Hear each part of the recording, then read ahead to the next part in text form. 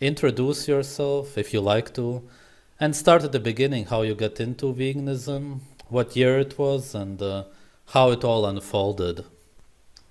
Okay, my name is James, and I'm in Sussex, in England. And I got into veganism after being a lifelong vegetarian from about 8 or 9 years old.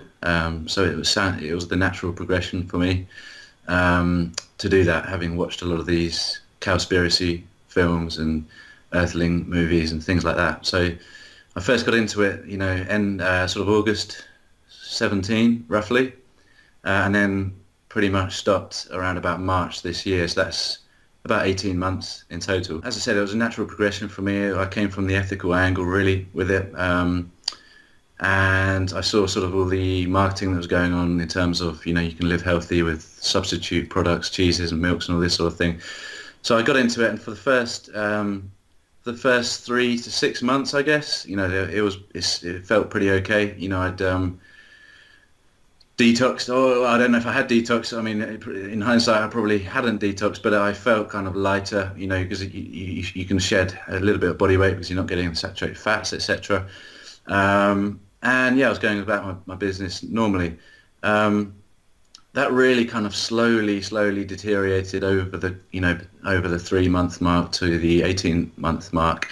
And when, the first things that started to go wrong, I suppose, would be, as general apathy, I guess, slight feelings of depression, which then sort of escalated into feelings of nihilism, not really understanding what our point is, thinking too much about the cause. You've got this kind of holy shrine that you're supposed to abide by, in this religion it patently is.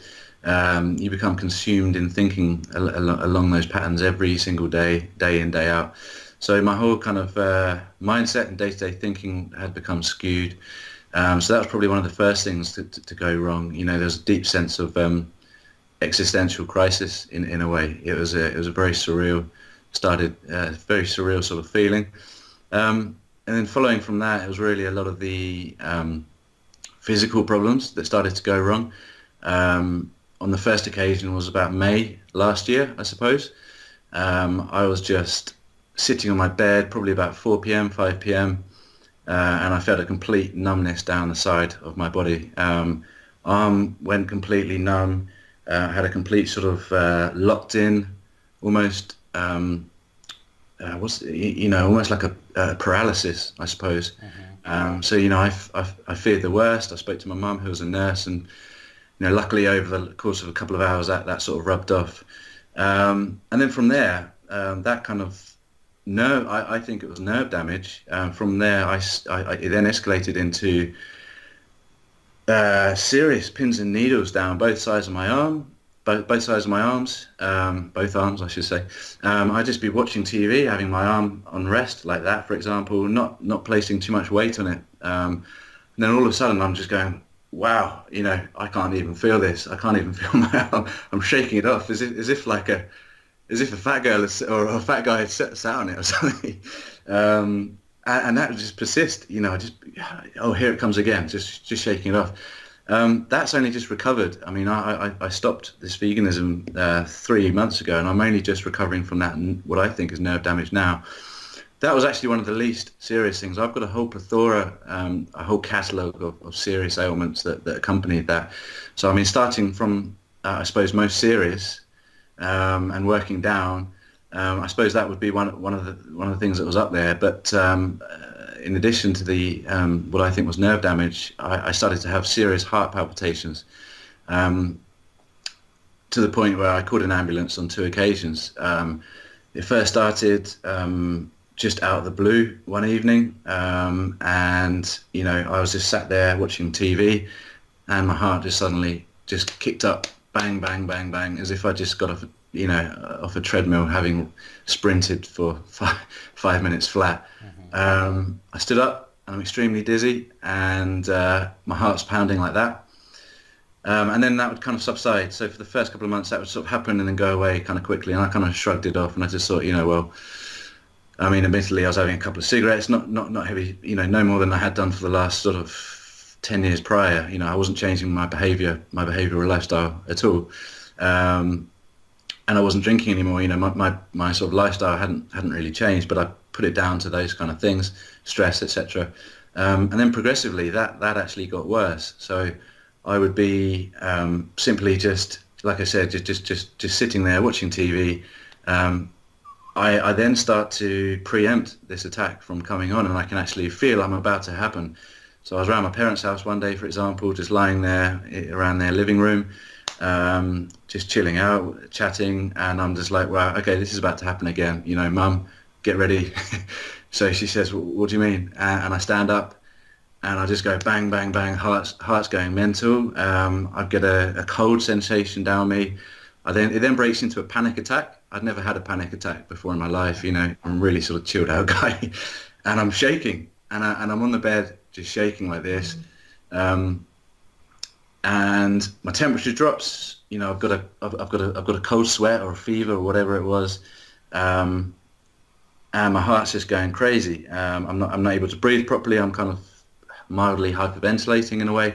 So that was up there with one of the most serious things. Another serious ailment that came with it was in the form of severe dizziness. I'm talking a level of dizziness that would be described as sickening, and you know, I feared for my life like I've never feared for anything ever before. You know, I've walked off rugby pitches holding dislocated shoulders and broken noses and things like that, and I've never been fazed by anything.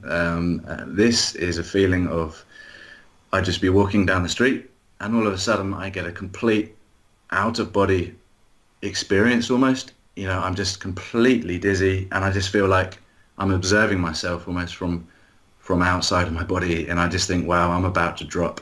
You know, I'm literally about to go. You know, I'd be with friends and I'd just go, sorry, hold on 1 second, take a ledge, take a seat. And it was, and I can't describe, you know, it's so hard to put into words that this feeling of sickening dizziness that would just come about me. And that would happen 2 or 3 times a week, you know, and it would just come out of nowhere. And, you know, just to give you an example of how bad it was, I would want to make sure my phone was on charge 24/7, not because I wanted to check my Skype or my Instagram or my Facebook, but because I wanted to know the ambulance was going to be nearby. I'd already called the ambulance once. They came out to see me. Couldn't really put a finger on what was the cause. And I just wanted to make sure that my phone was there. I constantly wanted to have signal on my phone, because I thought if something happens, you know, I want to make sure that I can reach some emergency services. And that was my life for essentially several weeks. So that feeling of dizziness was awful. So yeah, I had the dizziness. What else did I have? So following from that, tinnitus in my ears. You know, this was happening day in, day out. You know, I used to have it as a kid, but then it went away for years, and it all happened at the same time as these other problems started arising. So I could tell it was all interlinked. I'm just sitting there at night, and my ears start going, you know, really, really loud ringing. And I'm just going, well, what the hell's going on here? You know, and it's happening in the daytime, it's happening at the nighttime, morning, afternoon. You know, moving down, I suppose, in the severity order, the hair starts falling out. You know, it's big time. I know I'm 31, and I'm not going to have this hair forever. You know, there's baldness in my family, etc., etc. But I would honestly go to have a shower, and within 2 minutes, I've got hair in my face, in my mouth, blocking the plug hole, and I'm running my hand through my hair like this. And instead of getting like 1 or 2 pieces, I'm getting 20 pieces, you know, 30 pieces, 30 hairs, I should say. My English is awful today. You know, absolutely awful. And I'm just going, wow, you know. And then really going down the list further. I mean, I could go on and on and on. You know, I had serious knee joint problems. You know, I felt like my knees were 100 years old. I'd be lying there at night time again, and I've just got pain here, pain there. I'm thinking, well, I haven't done any sport. Okay, I'll go to the gym, but I'm not that taxing at the gym. I just do my sort of normal routine. I'm not really pushing myself that hard. what could it be? What is causing this sort of pain? So that was the knee joint problems. I then had, okay, what else did I have? Well, what didn't I have? That, going to the toilet, for example, I was needing to go to the bathroom to take a pee, probably in the region between 10 times, 15 times a day, maybe, and it wasn't very healthy smelling urine in some sense. And then bowel movements would be between 4 and 6 times a day, something horrendous. So yeah, this was all happening at the same time. What about bloating, gas? I see you have a lot of a lot of videos about bloating, gas. I mean, yeah, I suppose so. You get a lot of people with these digestion problems, but because I think I'd been a vegetarian, I think before, and because I'd probably not had the animal protein reserve in me, I think that was the last of my worries. I think my biggest worries were the psychological, the physiological, the brain issues, and the nerve damage that I think was starting to happen with me. I think I was fast forwarding through time. A lot of these vegans are fine for 20 years. A lot of people maybe are coping better than others with it. They have a better reserve of animal protein. For me, perhaps it sounds ridiculous. I'd only done it for 18 months. But as I said, I was vegetarian before, and I know that I didn't have those issues then, and these issues all came together at the same time. And, I still had a bit of bulk on me. I'd known about the healthy plant foods. I'm always, I've always cooked or eaten properly, my bean dishes, my whole grains, the cruciferous vegetables, my nuts, my seeds. I before anybody says anything like that, that was my life before anyway. So I hadn't done anything different except for remove the animal protein. So yeah, digestion problems. As I said, I'm just constantly going to the toilet, for number one and for number two. Would you say that you got all of these problems sooner than other people because you were a vegetarian before? Absolutely, wholeheartedly, yeah. As I said, as a vegetarian, I looked healthy. I was 101 kilos, which is 10 pounds, 220 pounds maximum sometimes, and strong guy. But at the same time, I mean, as a vegetarian, I still had the odd, I had feelings of depression quite often. I had erratic thinking patterns. I had sleep apnea, which is what I've grown up with from, I think, as a young kid. I've still got it now. I don't know whether that's related or not. I can't pin everything onto this. I have to have a objective kind of viewpoint on it. But I would say that I was never a bastion of health, perhaps. And I'd say that certainly, yeah, my transition into this veganism, that instead of me having a large reserve of animal foods or animal biology, microbiome and protein reserves within me, whatever it was, I probably had less than an average person, which is why 1 year in, I was literally falling to pieces. So yeah, I'd say it was because of vegetarianism before, but that's great. I mean, that means that I haven't wasted 10 years of my life living as a malnourished fool, and I've actually realised it sooner than a lot of other poor people who don't realise in time. But then going on from that, just at night time, I almost think I had a stroke. I almost think I was suffering the beginnings of a stroke. I would lie there at night and I'd have these flashing images in my head. I mean, just 10 minutes into getting to sleep, for example, I'd start shooting like camera flashes going off inside my brain, for example. I was having these weird turns of being on a roller coaster. I'd feel like my equilibrium was completely disturbed. I'd have these flashing lights happening. And yeah, that was often when I was trying to go to sleep, and I'm not a doctor. I don't know. I know even less about nutrition than a lot of these YouTubers, but I know that there was a brain disturbance going on there, which was extremely scary. One other thing as well was a sudden drop in temperature, which you hear again and again. I'd be lying there in my bed, and it's not particularly cold. I suddenly start shaking, and my temperature just goes to zero, and I'm literally in a ball like this. I go from being quite comfortable to rolling over and just clasping myself like this, and I'm just going, geez. And it's like I'd been thrown thrown into the Antarctic. It's not just a little shiver. It's not just me going, oh, a little bit cold tonight. It was a complete homeostasis of being completely normal temperature, down several degrees to feeling, oh my God, I'm freezing. I'd have freezing limbs. I'd come in from being outside in 15 degree, 18 degree, 20 degree weather, and I'd come into the house. I remember this as an example.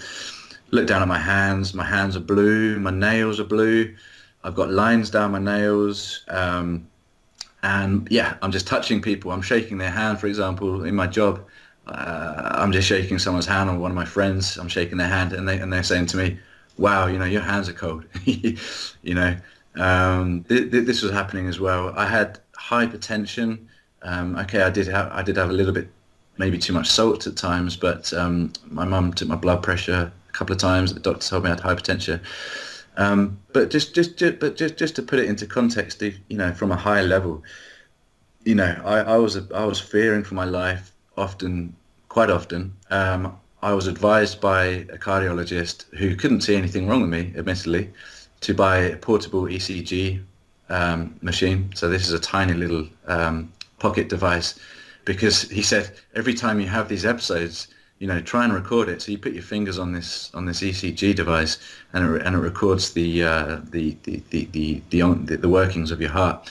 So that was the kind of life I'd got myself into, that I was having to carry around a portable ECG. I was having to visit the doctor more than I'd ever visited the doctor before. I'd had the ambulance called twice. I'd had my phone on charge because I was scared that I was going to pass out.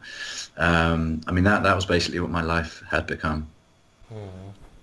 Did you also take supplements as a vegan? Yeah, and I think a couple of those may have even added to the problem.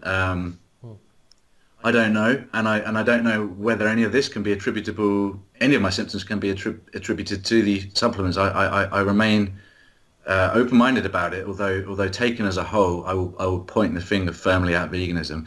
But I would say that perhaps one or two of these things were a result of the supplements. When a B12 supplement, for example, I took, led me to feel extremely itchy all over. There's one day that I woke up and I had like a million little fires or little pinpricks going off all over my body, just little, just itchy pinpricks, just little itches going off all over my body. And I'm looking down, going, shit, I've got a rash. My clothes have been mixed with the wrong detergent or something like that. My bed, I've got bed lice or something. But then after a day of having this, I'm like, I've got no physical signs. I've got no marks on me. I've got no red marks. I've got no white dots. My skin looks great. Well, not great, but it looks fine. But this was a weird sensation of just tiny little. I attributed that to the B12 tablet, and as soon as I stopped taking that, that particular symptom went away, and my itchiness went away. So I certainly say that the B12 caused that. I can't tell you whether other tablets have. I know that multivitamins. I've not got on too well with some of those.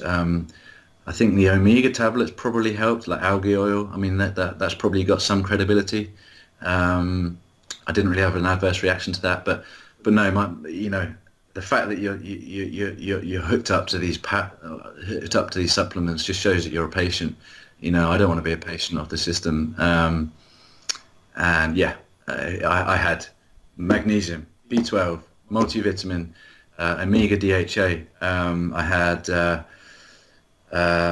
zinc tablets. The list goes on and bloody on. Protein powder. So for anyone to say, you're doing it wrong and all this crap. No, I wasn't, veganism was doing me wrong. As I said before, I got into it from an ethical stance.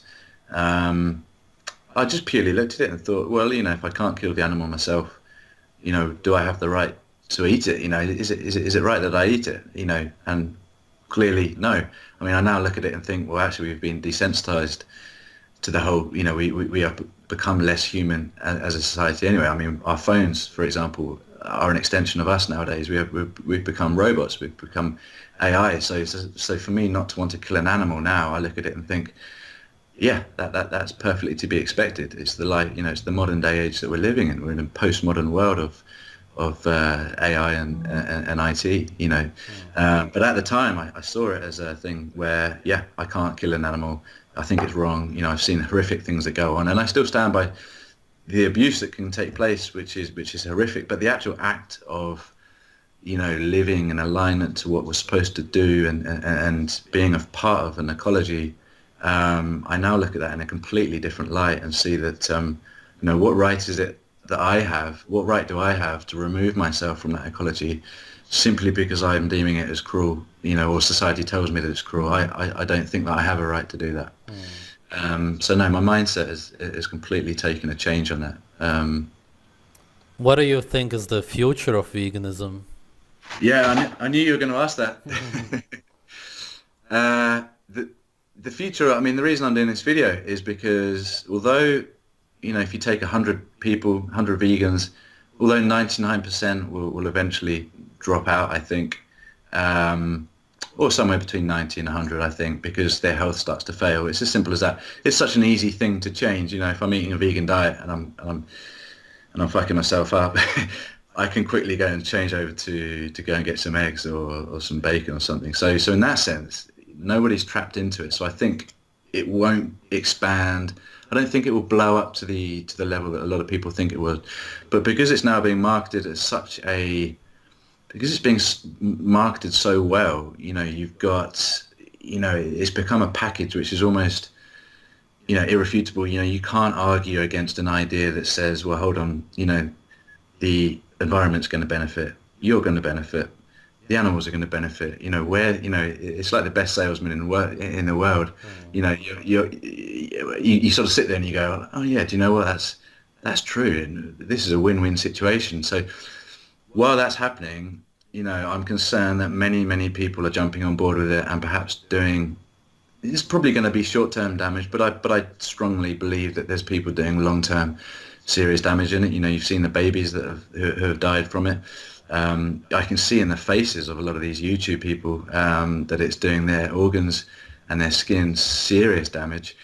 So I'd say even though 90% of people are going to drop out, I still think that there's going to be one or two people who are so ingrained and entrenched in that mindset, in that philosophy. It's a religion, it is a cult, as we know, and for them it's not just about taking the step over to eating an egg anymore. It's become part of who they are, and they'd sooner lay down their life than make a very simple diet change. And those are the people that I'd really reach out to and say, don't do it. I mean, if veganism was a guy, what he did to me, I would have punched his head off his shoulders. That's how strongly I feel about what it's done to me. And I'm simply projecting my message out there because I know that there'll be people that will not get off the bandwagon and will carry on riding it through to perhaps strokes, cancers, mental impairment. As I said, this existential crisis I had, this feeling of complete, what the hell is the point in being here? I thought, well, if animals are being killed, I was thinking, what have we got to live for? You start thinking, well, and then you start thinking about trees being alive, and I'm thinking, well, and now plants are alive and feeling pain. You start wallowing in this self-pity, and if all of this is occurring on some level within people, especially the physical, people I really think it can cause a stroke. I really think it can lead to serious physical ailments. Then, my message would be, don't do it. You're clearly drawn towards the texture and flavors of animal foods for a reason. You're making mock meats, substitute meats for a reason. these fake turkeys and the fake bacons and everything and the sausages and everything. It's so patently obvious that you're doing this because we're meant to be consuming animal foods. And my only question now is what the ratio of animal food to plant food is, or whether it is 100% one of it. I don't know. That's the only question for me. But the question that I've answered is a really clear question, and I don't care what study is thrown at me to counter it. And that is the question of, are we exclusively herbivores? And the categorical answer to that is a resounding no, 100%. So I'd tell people not to waste their time, not waste their energy, and do what we've been doing for hundreds of thousands, if not millions of years. Yeah. But as the future, yeah, I think it's got a long way to go before, and more people are going to get hurt from it. But it will be counteracted by common sense and people simply taking the option to say, I want to buy some meat. But as I said, there's going to be a small percentage of those people who refuse to do that. What's worrying me now is the way that it's being marketed now, and the sort of fail-safe. It's no longer seen as a hippie movement. It's seen as a why wouldn't you movement. Right. Why wouldn't you do it? And for those people, it starts as a health motivation perhaps, but then when you get into it, you then start looking at the broader picture of footage of animals being butchered, and you then become entrenched in this religion, and that just encompasses you, and it surrounds you and takes over your whole being. And for those people who are more impressionable than others, I'm worried for them. As I said, the physical ailments took 1 to 3 months to subside. The mental scarring, I think, I've taken away from it is only just subsiding now. 3.5, 4 months down the road. I tell people how affected I was by it, and a lot of people can't understand it, and that's simply because I wasn't put in.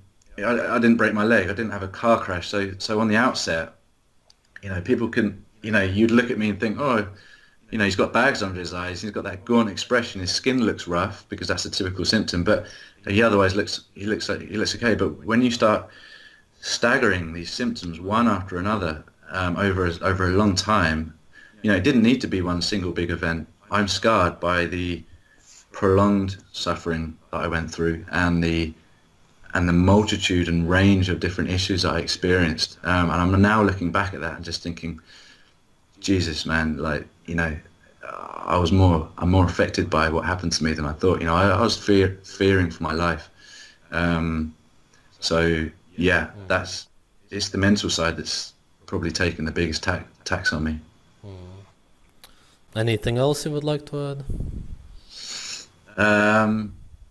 Anything else? I'm trying to think now. No, I think that's probably the biggest list of ailments that anybody's come on here with. I mean, I've heard them all before on your videos from one degree to another. And I don't think you've probably met anybody with quite so many as I had. I don't know. It's definitely some tough stuff you went through. Yeah. Absolutely. And as I said, day by day, I could get on with my daily life because I may only be experiencing one problem at a time. But the fact that then subsides and another one creeps in, and then I go back to the same one, and then I have a new one, and then that goes away. When I break that down over the course of the, probably a 6-month period, that happening, I'm traumatized by it, and I simply add, don't listen to these idiots on YouTube who use pseudoscience to propagate some fake idea that we're no longer part of nature. We are a part of nature, whether we like it or not. And it's just another attempt to dehumanize us and move us away from, what comes natural to us. In the same way that all these other isms are. These transgenderisms, feminism, whatever it is. These ways of normalizing things which are not normal to nature. Whether I treat someone the same or not is a different story. I'll always treat someone the same, but we have to sometimes just agree that this is one of our most natural things.